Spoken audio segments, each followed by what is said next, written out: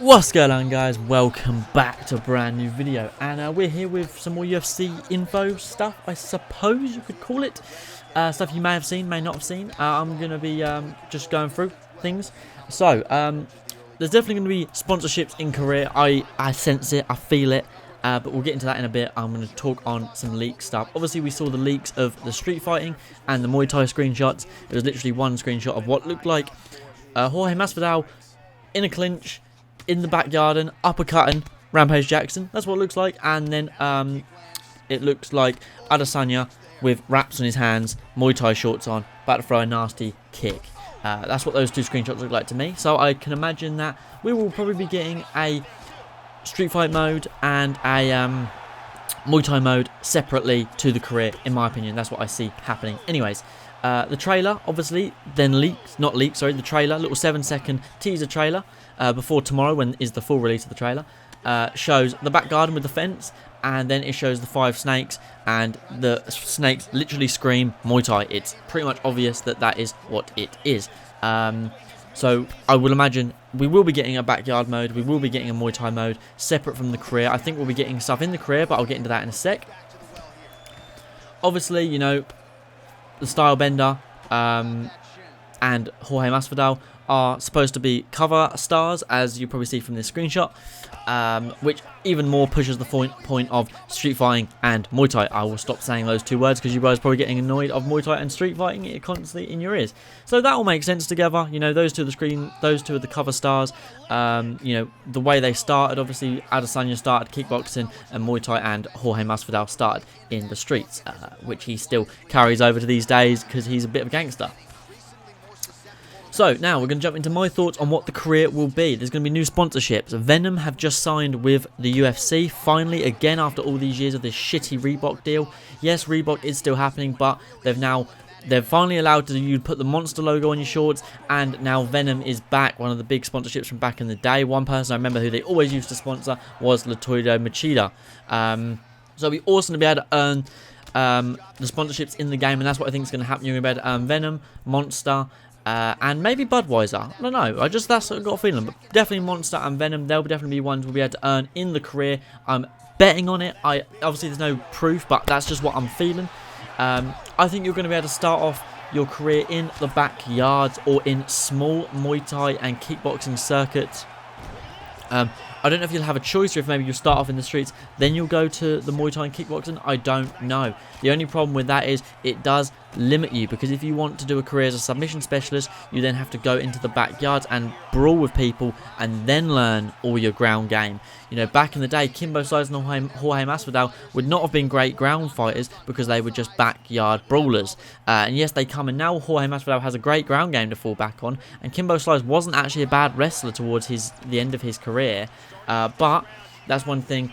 That's the only thing I worry about. I think it'll be awesome to have it in the career, but that's the only thing I worry about. If you want to mix it up and be a submission specialist, or a points fighter like George St. Pierre, or like Khabib, not that he's a points fighter, you know, a ground specialist, or a points fighter like George St. Pierre or John Jones during his title reign, then you're going to be a bit limited in the backyard, because, you know, it's about knocking people out, and that's what gets you popularity in the streets. That's what happened with Kimbo and Jorge Masvidal. Then I think probably after you do whatever they choose to do as the start, whether it's the street or the Muay Thai or the kickboxing, I think you're then going to work your way up to smaller organisations that have a name, that have a viewer base, such as in the UK we have Cage Warriors, or you know what they might do like they did in the UFC 3, where they done the WFA, which is, you just had a few fights in the WFA, then obviously Dana White comes looking for a fight thing. I hope they don't do looking for a fight again, because fuck me, they were boring. That had, yes, I get you signed your UFC contract, but it was like the most desperate attempt to get you into the UFC. I wasn't a fan of that whole looking for a fight bit at all, especially as you didn't even get to talk to Dana enough, and like people actually didn't looking for a fight. I thought it was a poor attempt to get you into the UFC. I would rather have just started in the UFC instantly. Like, I thought that would have made more sense, but personally I don't mind it taking a while to get into the UFC. I just hope it makes sense, it's good, and it's not a poor attempt of looking for a fight. Then I assume once you get to the UFC, Then I assume once you get to the UFC, it's going to be all about the hype and fights and fans you gained outside of the UFC. I think if you go in with very little traction, no one's really going to give a shit. Whereas, you know, when Conor McGregor won his first fight, the classic bit of that commentator is, this is why everyone's been talking about Conor McGregor, because everyone knew who he was already. Well, not everyone, but a lot of people knew who he was already. Ireland stood up with him at the start straight away. You know, so it'll be interesting to see. And same with Adesanya, when he come in, people knew who he was. He was a champion in many, many organisations, and he had a lot of hype behind him. And it wasn't just hype; it was skill. It was earned hype. And you know, he is a beast.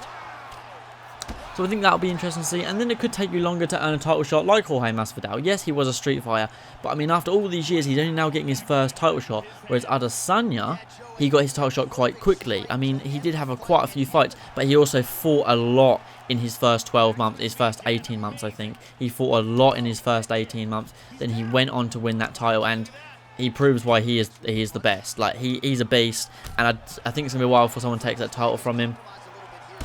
So, possibly, you know, it will depend on your fight hype. It will depend on how you perform.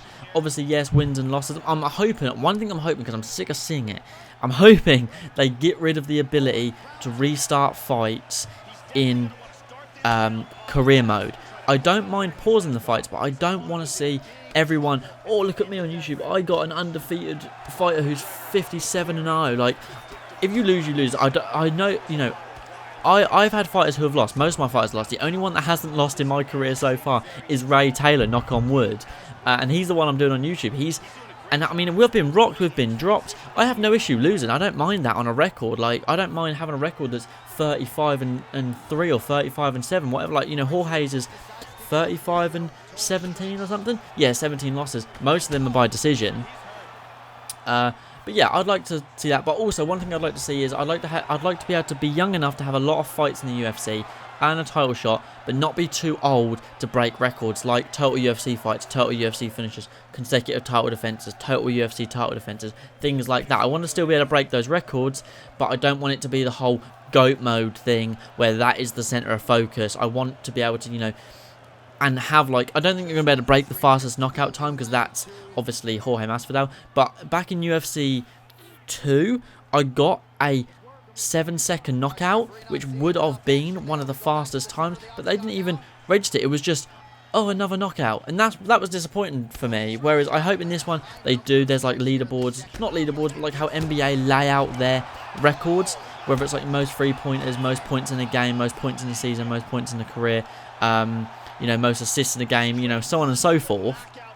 I'm hoping they do it where, you know, most first round knockouts, second round knockouts, whatever it may be. I hope it's not just a knockout artist. He has good stamina. He's also a good wrestler. To me, that stuff just is poor. And I'm hoping they really make it more interesting. So those are my opinions. I think I'm right with a few things. I definitely think we could see sponsorships coming in the UFC career. I definitely think street fighting and Muay Thai is going to be its own mode, or at least one of them will be its own mode.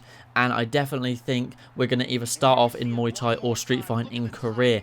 I would like to see how you earn your way to the top, whether it's fast, whether it's slow. I'm definitely looking forward to it, but I'm hoping it doesn't become stagnant. Yeah, thank you guys for watching. If you have enjoyed, be sure to leave it a like. Don't forget to subscribe down below, and I'll catch you in the next one.